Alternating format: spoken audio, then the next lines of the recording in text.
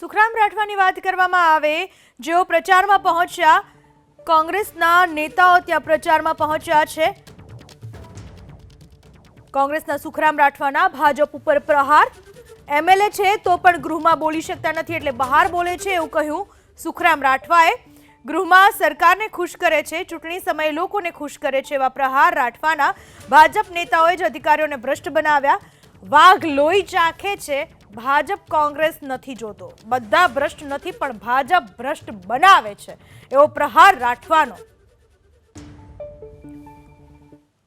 છોટાઉદેપુરના કોંગ્રેસના ઉમેદવાર સુખરામભાઈ રાઠવા મારી સાથે છે, તેમની સાથે વાત કરશું। સુખરામભાઈ, ચોટીલાના ધારાસભ્ય શામજીભાઈ ચૌહાણનો એક વિડીયો સામે આવ્યો છે। એવું કહી રહ્યા છે કે પોલીસ અધિકારીઓ કેટલાક છે એ ભ્રષ્ટાચાર કરે છે અને એની સામે આંદોલન કરીશ। મને ચોક્કસ ખ્યાલ છે, ગત વિધાનસભામાં હું હતો, ભાજપના ધારાસભ્યોને વિધાનસભા ગૃહમાં સરકાર જે ચિઠ્ઠી લખી આપે એટલું જ બોલવાનું, પ્રશ્નો પણ સરકાર તૈયાર કરે અને એ પ્રશ્નોની અંદર મંત્રીને કોઈ તકલીફ ના પડે એવા પ્રશ્નો પૂછવામાં આવે, સરકારની વાહવાહ થાય એવા પ્રશ્નો પૂછવામાં આવે।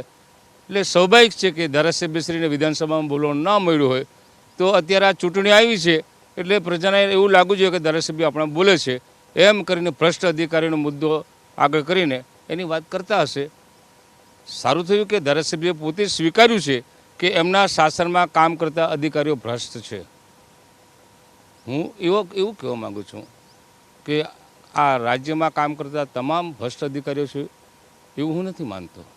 ઘણા બધા અધિકારીઓ સારા અધિકારીઓ છે, સારું કામ કરે છે, પણ સારું કામ કરતા અધિકારીઓને બગાડવામાં ભાજપના રાજકીય માણસો જે છે એને ભ્રષ્ટ કરે છે અને એને કોઈક ને કોઈક જગ્યાએ એને ખોટા કામ કરાવીને નવેસરથી આવા ખોટા કામ કરવા માટે લલચાવવામાં આવે છે। બાકી ગુજરાતનો અધિકારીઓ તો ભ્રષ્ટ નથી, હશે કોઈ કેટલાક જણા ભાજપનો ખેસ પહેરવાનો બાકી રાખ્યો છે, બાકી પહેરશે અને અમે જોઈ રહ્યા છીએ શાસન ગુજરાતમાં બદલાતા વાર લાગશે પણ દિલ્હીમાં શાસન નવું આવી રહ્યું છે ત્યારે આવા જે ભ્રષ્ટ અધિકારીઓ છે ભાજપ પણ સ્વીકાર્યું છે એની સામે આવકના અને બીજા અન્ય જે સોર્સ હશે એની તપાસ કરાવીને એની સામે અમે પગલાં લેવા માટે તૈયારી કરી રહ્યા છીએ। અચ્છા સુખરામભાઈ, શામજીભાઈનું કહેવું એવું છે કે આ ભ્રષ્ટ અધિકારીઓ ભાજપના કાર્યકરોને પણ નથી છોડતા, આવો શબ્દ એણે વાપર્યો છે અને તમે કીધું કે આ ચૂંટણી આવી છે એટલે એ ભાજપના એ તો દેખો,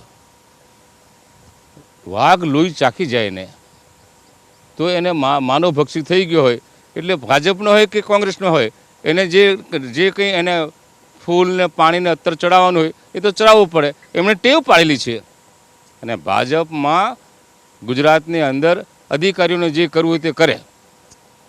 વર મરો યા કન્યા મરો, મરો કન્યાનો બાપ પણ ગોરનું તળવાણું ભરો એવી કહેવત છે અમારામાં। ખોટું નહીં લાગે કોઈક બ્રહ્મ સમાજ હોય તો, પણ આવું અમારે ત્યાં કહેવત છે। એ પ્રમાણે અધિકારીઓને આ ભાજપવાળા મોટા જે નેતાઓ છે છૂટછાટ આપી છે, તમે જે કરવું તો કરો પણ અમારો અહીંયા ગાંધીનગર સુધીનું અમારું તરભાણું ભરાવવું જોઈએ, એ આ નીતિ છે ને એ નીતિ એમને નડી રહી છે। ચોટીલાથી આ વાત આવી છે, તમે અહીંયા ઘણા વર્ષ પ્રતિનિધિત્વ કર્યું, શું તમને આવું તમારા વિસ્તારમાં કંઈ ધ્યાનમાં આવ્યું ખરા? પાવી જેતપુર હોય કે આખો છોટાઉદેપુર જિલ્લો હોય? દેખો, આ આદિવાસી વિસ્તાર છે, ગરીબ વિસ્તાર છે, થતું હશે થોડું ઘણું કંઈક આગળ પાછું, પણ મોટે ભાગે આ વિસ્તારમાં આવતા અધિકારીઓ સારા અધિકારીઓ આવે છે એમ કહું તો ખોટું નહીં, હશે 1-2% કદાચ બની શકે, બાકી આદિવાસી વિસ્તારમાં કામ કરવા આવતા અધિકારીઓ સારા જ હોય છે અને પણ લાંબુ ટકતા નથી। 1-2 વર્ષ નોકરી કરી અને સરકારમાં લાગવગ કરીને નાહી જાય છે। બાકી આદિવાસી વિસ્તારનો ડેવલપમેન્ટ કરવો હશે તો સારા અધિકારીઓ ચોક્કસ મૂકવા જરૂરી છે અને એમને એમ કહેવું પડે કે તમારે 3 વર્ષ સુધી આ વિસ્તારમાં નોકરી કરવી પડશે। ખૂબ ખૂબ આભાર સુખરામભાઈ। તો સુખરામભાઈ કહી રહ્યા છે કે ચૂંટણી આવી છે એટલે આ પ્રકારેનું નિવેદન સામે આવ્યું છે, વિધાનસભા ગૃહમાં આ રીતે નથી બોલી શકતા। બીજી તેમણે એક મહત્ત્વની વાત એ પણ કરી કે ભારતીય જનતા પાર્ટીના શાસનમાં જે લોકો છે તેમણે આદત પાડી છે એટલે હવે ભારતીય જનતા પાર્ટીના કાર્યકરોને પણ એમાંથી બાકાત નથી રખાતા। કેમેરામેન મલય દવે સાથે હિરેન રાજગુરુ, એબીપી અસ્મિતા, છોટાઉદેપુર।